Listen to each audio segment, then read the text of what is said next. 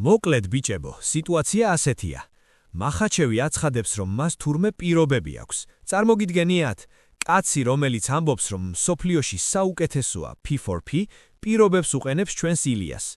ისლამმა თქვა, მე ქვემოთ 70 კილოში აღარ ჩამავალ, თუ ილიას უნდა 77-ში, ქვე საშუალო წონაში ამოვიდესო. მოდით ახლა დავფიქრდეთ, რატომ ამბობს ამას.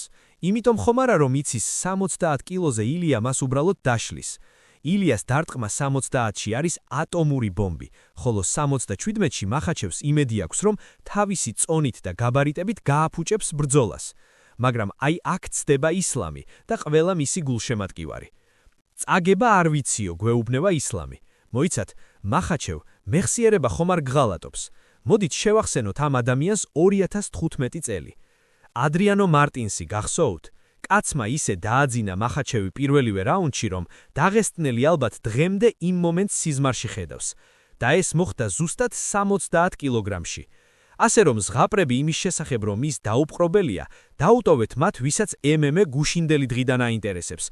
ჩვენ ქართველებმა ვიცით ბრძოლის ფასი და ვიცით, ვინ არის ნამდვილი მებრძოლი. ილია თოფურია. ეს სხვა დონეა.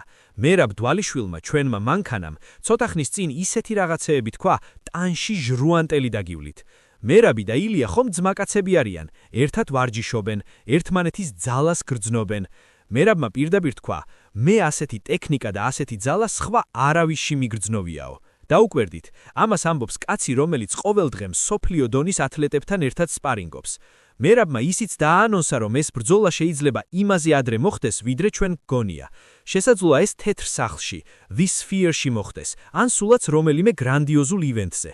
ილია მზადაა, მას არ აინტერესებს წონა. იცით რატომ? იმიტომ რომ როცა შენს ხელებში ქართული გენი და ევროპული სიზუსტეა, 7 კილოგრამი აქეთ-იქით ვერაფერს შეცვლის. რატომ არის მახაჩევი პანიკაში? დააკვირდით მის რიტორიკას. ის ცდილობს ბრძოლა თავის პირობებზე გადაიტანოს. ზემოთ ამოდი, იქ ვიჩხუბოთ. რატომ? იმიტომ რომ ეშინია ილიას სისწრაფის. ილია არის სნაიპერი, ის არ ისვრის ტყუილად. ყოველი მისი დარტყმა არის გათვლილი, ტექნიკური და დამნაგრეველი. მახაჩევს გონია, რომ თუ წონაში უპირატესობა ექნება, ილიას დაჭიდავებს, მაგრამ გავიხსენოთ ილიას გრეპლინგი. ვინმეს გონიეთ, რომ თოფურიას დაჭერა და გაგუდვა ასე მარტივია? ილია შავკამარზე მეტია. ის არის მებრძოლი, რომელსაც ინსტინქტები აქვს გამომუშავებული უმაღლეს დონეზე. ბიჭებო, მოდით გულახდილად ვთქვათ, ჩვენ ახლა ვცხოვრობთ ეპოქაში, სადაც ქართველი მებრძოლი კარნაკობს წესებს მთელ მსოფლიოს. ილია თოფურია არ არის უბრალოდ ჩემპიონი, ის არის ფენომენი და თუ ეს ბრძოლა შედგება, მერწმუნეთ მახაჩევის იმპერია ისე დაინგრევა, რომ ნანგრევებსაც ვერ იპოვიან. საინტერესოა ერთი რამ, მერაბმა ახსენა, რომ ესპანეთში ყოფნისას ილიასგან ისეთი ინსაიდერული ამბები მოისმინა, რაც ჯერ საჯარო არ არის. ხომ არ ნიშნავს ეს იმას, რომ კონტრაქტზე ხელი უკვე მოეწერა. ხომ არ ნიშნავს ეს იმას, რომ ილიამ უკვე იცის, როგორ უნდა დააგდოს ისლამი. იცით რა არის მთავარი? სპორტში არსებობს მომენტი, როცა ძველი თაობა უნდა წავიდეს და გზა დაუტევოს ახალს. მახაჩევი ხაბიბის ჩრდილია. ის კარგია, ძალიან კარგია, მაგრამ ის არის წარსულის ეხო. ილია კი არის მომავალი. ილია არის ის ენერგია, რომელიც ანგრევს სტერეოტიპებს. ბევრს ეგონა, რომ ვოლკანოვსკის ვერ მოუგებდა, მაგრამ რა ვნახეთ, მეორე რაუნდში ვოლკანოვსკი დაეძინა. ახლა ჯერი ისლამზეა და მიუხედავად იმისა, რომ მახაჩევი ცდილობს თავი თავდაჯერებულად აჩვენოს, მისი პირობები სხვა არაფერია თუ არა თავდაცვის მექანიზმი. მოდით რეალობას თვალი გავუსწოროთ. ისლამ მახაჩევის სულელი არ არის. მან იცის, რომ ილია თოფურია არ არის ჩვეულებრივი ფეზერვეითი. როცა მახაჩევი ამბობს 77 კილოგრამში ამოვიდესო, მას იმედი აქვს, რომ ილიას ძალა იქ დაიკარგება. მაგრამ მეგობრებო, აქ ერთი ძალიან მნიშვნელოვანი მომენტია, რომელიც ბევრს ავიწყდება. გახსოვთ გილბერტ ბერნსის ინტერვიუ? ბერნსი ყვებოდა, რომ ილია თოფურია მათთან კილ-კლიფის დარბაზში ვარჯიშობდა. იქ იცით რა მოხდა? ილიამ სპარინგის დროს საშუალო წონის, middleweight 84 კილოგრამის მებრძოლი დაანოკაუტა. დაუკვირდით, კაცი, რომელიც 66 კილოში ჩხუბობს, ვარჯიშზე 84 კილოიან პროფესიონალ მებრძოლებს აძინებს. ახლა მითხარით, 77 კილოგრამიანი მახაჩევი დაუდგება მის დარტყმას? მახაჩევის სუსტი წერტილი. ისლამი ტექნიკურად გაიზარდა, კი ბატონო, მისი სტრაიკინგი ხაბიბისაზე ბევრად უკეთესია, მაგრამ ილიასთან შედარებით, ხალხო ნუ მაცინებთ, ეს იგივეა ლადა და ფერარი შეადაროთ ერთმანეთს. ილიას კრივი, მისი გადაადგილება, კუთხეების პოვნა, ეს არის ხელოვნება. მახაჩევი კი მაინც იმ ძველ სკოლას მიყვება. დავიჭემ, მივაჭყლიტავ, დავღლი. მაგრამ ილიასთან ეს არ იმუშავებს. ილია იმდენად სწრაფია, რომ სანამ ისლამი ფეხებში შესვლას დააპირებს, მანამ უკვე იატაკზე ეგდება. რა ხდება თეთრ სახლში? UFC სახლა ჭირდება გრანდიოზული ბრძოლა. The Sphere, ლას-ვეგასის გიგანტური სფერო, არის ადგილი, სადაც მხოლოდ ლეგენდები უნდა ჩხუბობდნენ. ალექს პერეირამ უკვე თქვა, რომ იქ ჩხუბს არ აპირებს, ხო და ვინ რჩება? რა თქმა უნდა, ილია თოფურია. დანა უაიტმა იცის, რომ ილია არის ის ოქროს საბადო, რომელსაც შეუძლია ევროპული და ამერიკული ბაზარი ერთად ააფეთქოს. თუ UFC ამ ბრძოლას 77 კილოგრამში ჩაატარებს, ეს ილიასთვის კიდევ უფრო კარგია. იცით რატომ? წონის კლება weight cut-ი. მებრძოლისთვის ყველაზე დიდი ტანჯვაა. როცა ილია არ დაიცლება წონის კლებით, ის იქნება 100%-ით ენერგიული. მისი რეაქცია იქნება უფრო სწრაფი, მისი დარტყმა უფრო მძიმე. 77 კილოგრამიანი ილია არის ნამდვილი მონსტრი. ხშირად მესმის, კი მაგრამ ისლამი ხომ დიდია, ისლამი ხომ ჭიდაობს. მერე რა? რამდენჯერ გვინახავს, რომ ტექნიკამ და სისწრაფემ ძალა დაამარცხა? ილია არ არის უბრალოდ მოჭხუბარი, ის არის ინტელექტუალი ოქტაგონზე. ის კითხულობს მოწინააღმდეგის ყოველ მოძრაობას. და კიდევ ერთი, მახაჩევი ამბობს, რომ ილიას დასაკარგი არაფერი აქვს. პირიქით ისლამ, შენ გაქვს დასაკარგი ყველაფერი. თუ ილია მოგიგო და ის მოგიგებს, შენი უმარცხებელი დაღესტენის მითი ერთ წამში დაიმსხვრევა და ილია კი მოგების შემთხვევაში ხდება double champ და სპორტის ისტორიაში ოქროს ასოებით ეწერება. მერაბის ფაქტორი. მერაბ დვალიშვილი შემთხვევით არაფერს ამბობს. ის ხედავს ილიას ყოველდღიურად. ასეთი ძალა არავის მიგრძნიაო, ეს სიტყვები შემთხვევითი არ არის.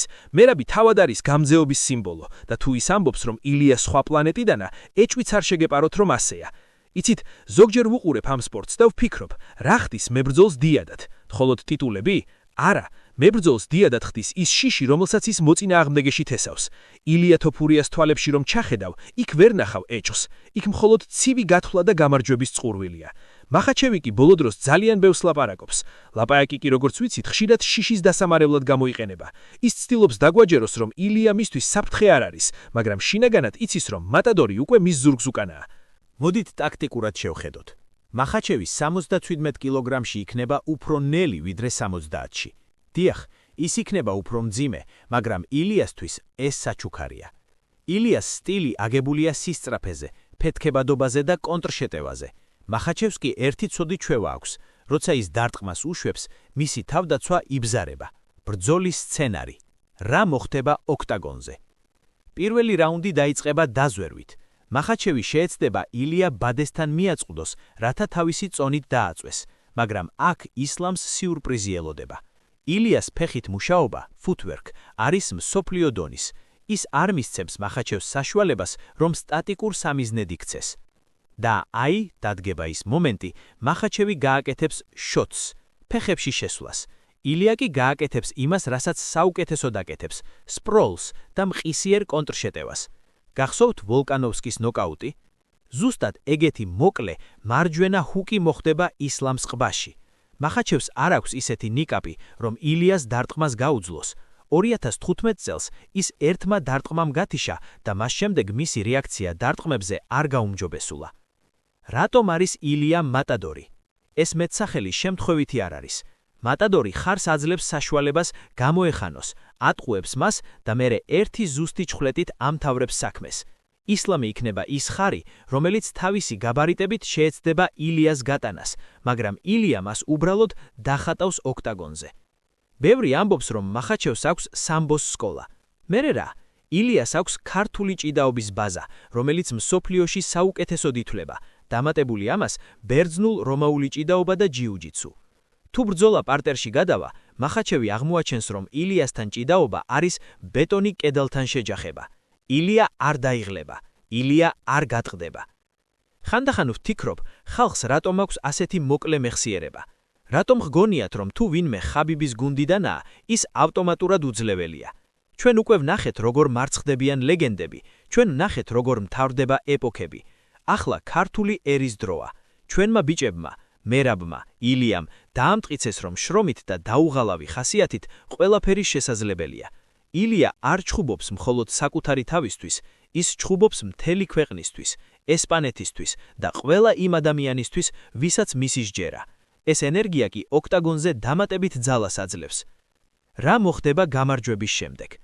როცა ილია ისლამს დაამარცხებს, ის გახდება UFC-ს სახე. ის გახდება პირველი მებრძოლი, რომელმაც რეალურად შეაჩერა დაღესთანური მანქანა. ამის შემდეგ ილიას გზა ხსნილია ნებისმიერი ტიტულისკენ. შესაძლოა მან კონორ მაკგრეგორიც კი გამოიწვიოს, რაც ისტორიაში ყველაზე გაყიდვადი ბრძოლა იქნება. მაგრამ მანამდე მახაჩევმა უნდა გაიგოს ერთი რამ. პირობების წამოყენება მაშინ შეიძლება, როცა შენ ხარ სიტუაციის ბატონ-პატრონი. დღეს სიტუაციის ბატონ-პატრონი ილია თოფურიაა. ილია არის ის, ვინც კართამებს თამაშის წესებს და თუ ისლამს გონია, რომ 77 კილოგრამი მას გადაარჩენს, ის ძალიან მწარედ ცდება. ასე რომ მეგობრებო, მოემზადეთ წლის მთავარ დღესასწაულისთვის. არ აქვს მნიშვნელობა, სად ჩატარდება ბრძოლა, თეთრ სახლში, მადრიდში თუ ლას-ვეგასში. შედეგი იქნება ერთი. რეფერი ასწევს ილია თოფურიას ხელს და ჩვენ ყველა ვღავიღონებთ and new. თუ თქვენს გჯერათ ილიას გამარჯვების, დაწერეთ კომენტარებში მატადორი.